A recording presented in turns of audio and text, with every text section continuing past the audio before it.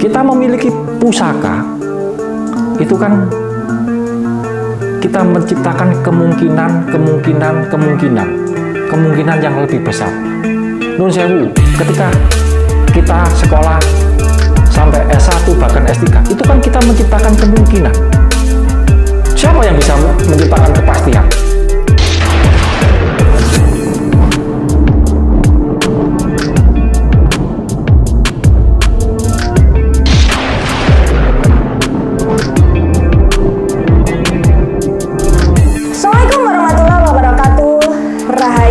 Salam sejahtera. Berjumpa lagi di Ari Wisangti Channel. Disinilah gudangnya pusaka sepuh dan berkualitas. Apa kabar para pecinta Tosanabu dimanapun kalian berada? Semoga selalu kabar baik yang kita terima ya Pi ya.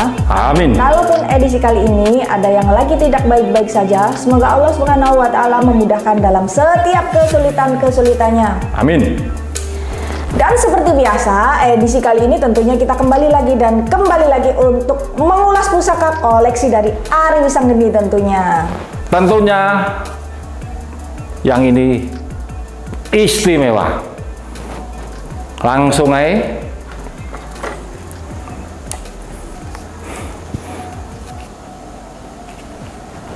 Warangka yang istimewa. Gabelannya ini ada kenditnya. Ini kendit ori, handle-nya juga berkendit, kenditnya kendit ori.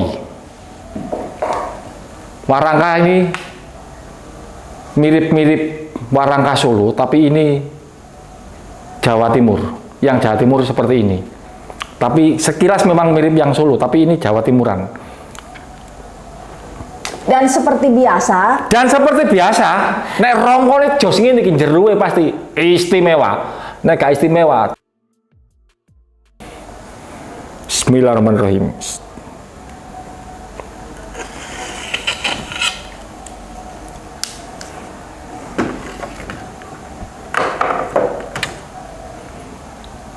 Monggo. Sampeyan cek energine. Keris Mojopahit memiliki gonjo seperti ini, gonjo wilut seperti ini. Kebanyakan orang menyebutnya gonjo kelap lintah, karena kelap lintah. Oh, kelap lintah gitu. Ya, karena apa jenenge lekuannya banyak, lebih dari satu. Pokoknya bukan banyak, lebih dari satu. Ini dibilang gonjo kelap lintah. Keris Mojopahit ini saya bingung untuk menyebutkan ini dapur opo. Saya nggak tahu, jujur. Kenapa saya nggak tahu? Karena keris ini memiliki look yang tidak umum. Tapi kalau kita lihat, umpama kita tidak melihat look yang seperti ini ya, looknya look biasa, ini disebut keris Pendowo lari. Jadi hitungannya Pendawa yang masih kecil. Tapi berhubung looknya seperti ini, pasti namanya bukan Pendowo lari. Ini looknya look Megantoro seperti ini. Saya nggak tahu ini keris dapur apa. Langka ini, unik ini. Sebenarnya saya males nge-review keris sekelas ini. Tapi ya gawe junjung channel yang baru ini. Sepuh masa gitu-gitu aja gitu ya Pi. Buat ngangkat channel baru saya ini loh. Keris Mojopahit yang istimewa. Rasakan langsung energi nih. Bagi yang tahu atau paham ini dapur apa, monggo coret-coret di kolom komentar dan sekalian sampean share ke teman sampean yang tahu keris dapur apa iki. Langsung aja wayamu.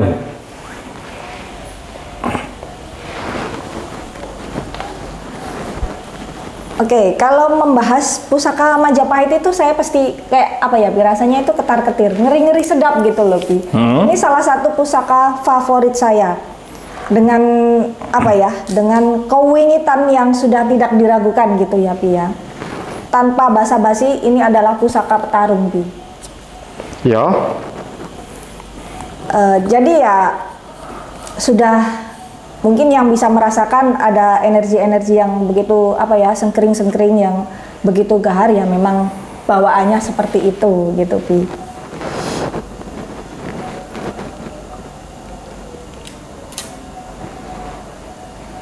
Jadi seperti inilah perwujudan pusaka Majapahit yang termasuk favorit saya. Sampai kalau saya membahas Majapahit itu tuh selalu ada getaran-getaran apa ya, biar dedek istilahnya. Saking dahsyatnya.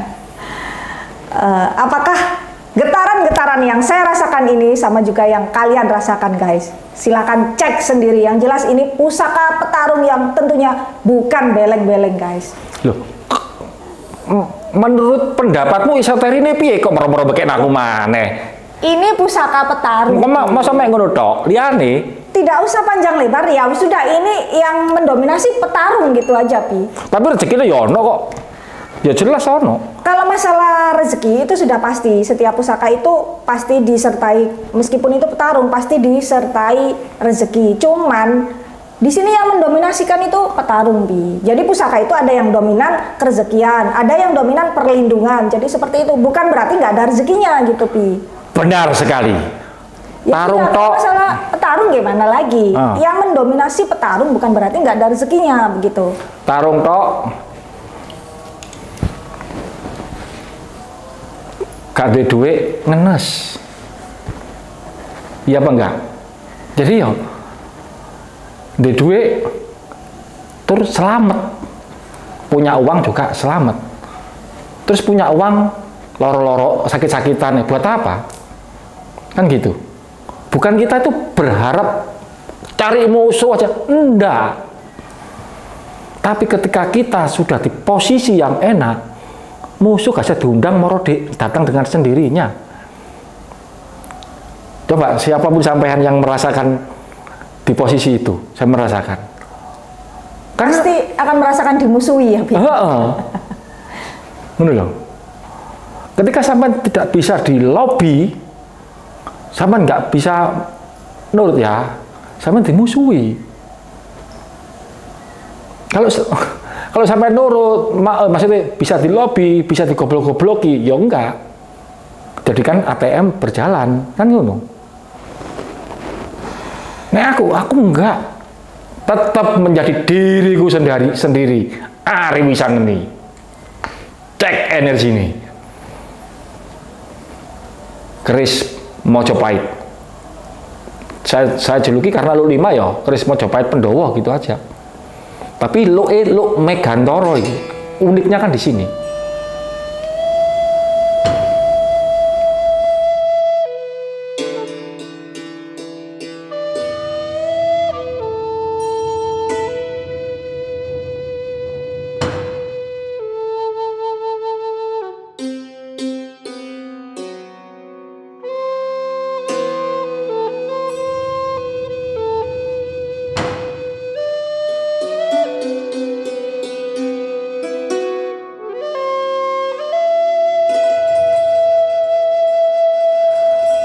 Dulur-dulur pecinta Tosanaji dimanapun sampean berada,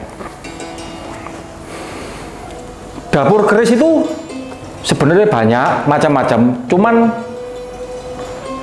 jika dimiliki orang yang jika dimiliki oleh kolektor, untuk keluarnya itu susah dan pasti mahal. Contohnya seperti ini keris larang, keris mahal ini, bukan keris biasa-biasa.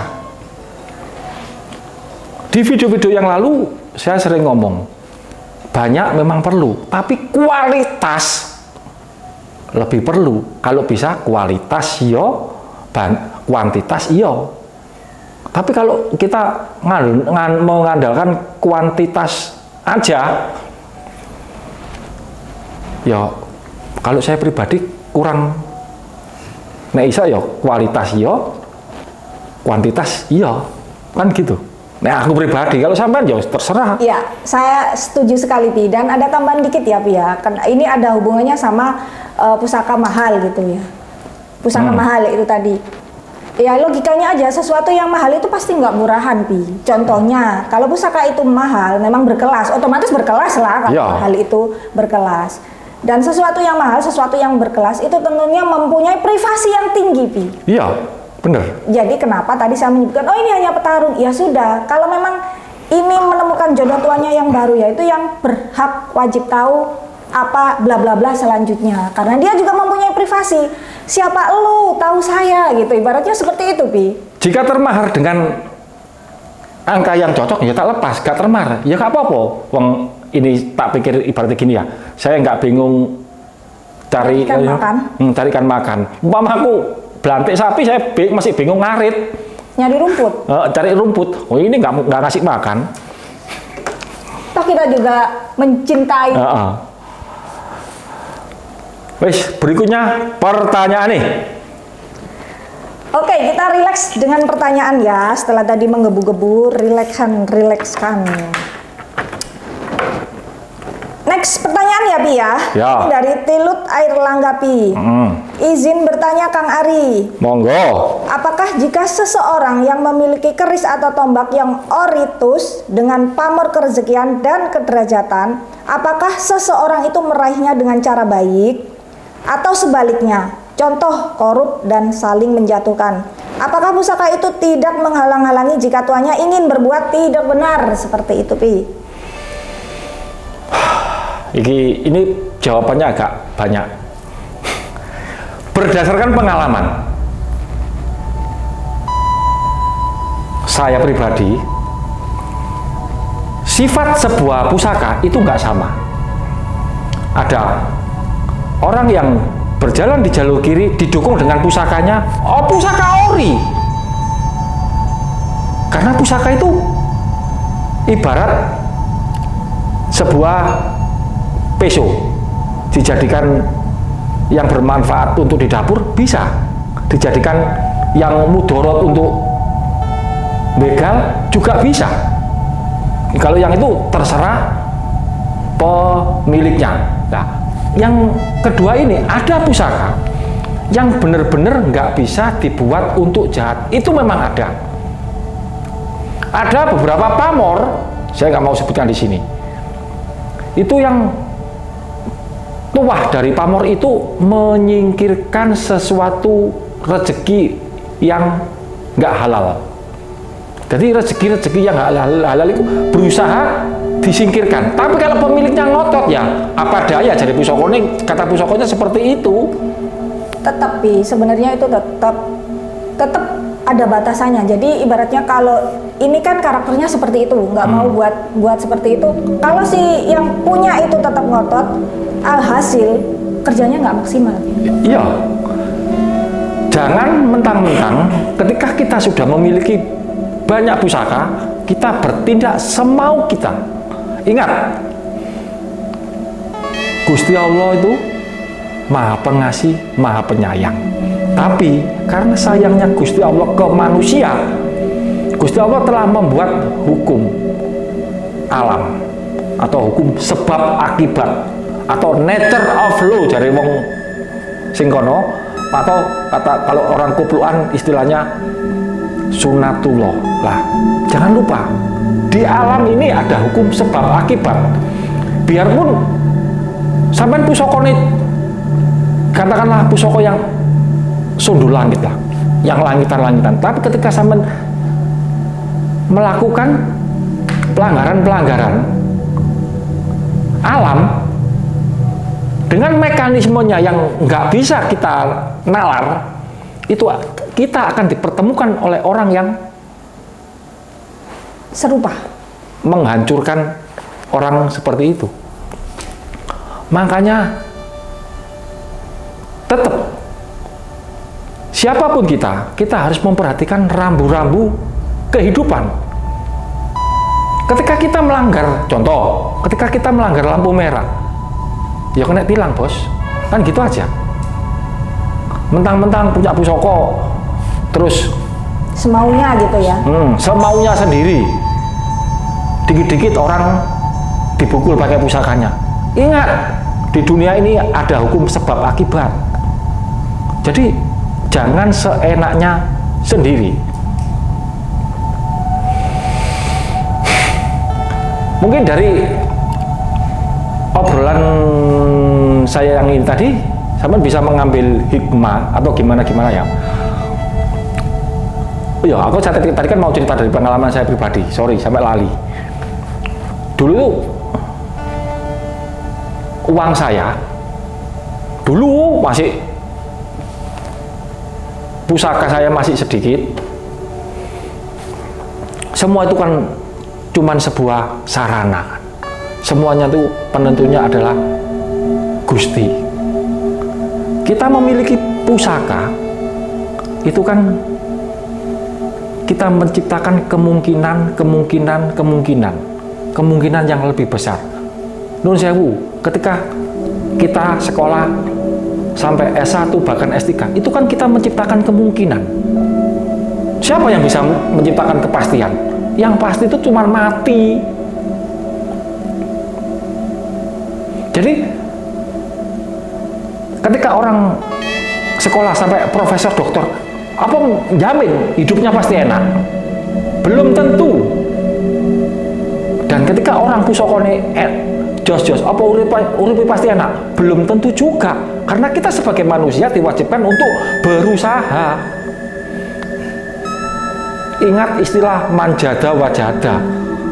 Sapira usahamu, seberapa besar usahamu, ya itu hasilnya. Ya itu hasilmu hasil tidak mengkhianati usaha. Apa usaha tidak mengkhianati hasil? Sorry. Kan gitu. Jadi jangan berpikiran yang istilahnya orang sini itu geladrah atau gak karuan. Pusaka banyak itu adalah kita menciptakan kemungkinan lebih besar. Kan gitu. Tapi karena kemungkinan itu saya melihat ketika orang itu sekolah sampai tinggi-tinggi, uripnya rata-rata ya enak daripada yang nggak enaknya, kan gitu. Ketika terjadi ketidakenakan itu hanya mergo kelakuannya dewe. Banyak orang yang pusakanya ampuh-ampuh jos-jos uripnya enak, tapi ketika terjadi ketidakenakan itu kan karena dianya sendiri. Ingat, Gusti itu maha pengasih, maha penyayang. Gusti tidak pernah di dunia ini tidak mengasam, cuman menciptakan hukum sebab akibat. Jadi ketika terjadi ketidakbaikan kepada manusia itu karena akibat manusianya sendiri. Ketika ada masalah, ada musibah, Gusti saya salah apa? Kan ya konyol. Sudah dikasih rambu-rambu kok. Ya itu salahmu tidak tahu salah. Enggak rumongso salahmu itu masalahnya. Ya, ceritanya sampai kemana-mana, sampai lali kan mau ya apa yang saya ceritakan ya. Semuanya kan hanya sebuah sarana. Waktu saya pernah kehilangan uang di dalam, pokoknya kehilangan uang lah. Itu saya mau menggunakan sarana pusaka saya. Tapi ketika saya mau sudah tak pegang, itu ada rasa kayak ada yang ngomong jangan diteruskan. Ketika berhasil, nanti kamu akan susah sendiri. Jadi saya nggak jadi, biarin tak, ya wis, yang hilang ya wis hilang, selesai. Kita dituntut untuk melepaskannya. Oke, saya tambahin dikit ya, Pi. Ya. Berpusaka itu sebenarnya nggak ribet, sama juga sarana atau partner. Jadi kan kita tahu sendiri, partner itu ada yang karakternya juga, yang pokoknya dibayar mau disuruh apa aja berangkat. Ya, banyak kan yang seperti itu. Karakter-karakter yang kita jumpai, ada yang mending nahan lapar daripada disuruh sesuatu yang tidak halal. Ada juga yang seperti itu, ya nggak beda jauh sama seperti itu. Jadi nggak usah mikirnya yang terlalu kemana-mana gitu ya, Pia. Sama karakter-karakter seperti itu juga ada di pusaka gitu ya, Pia. Cukup? Oke. Yang ditutup. Oke dok. Oke.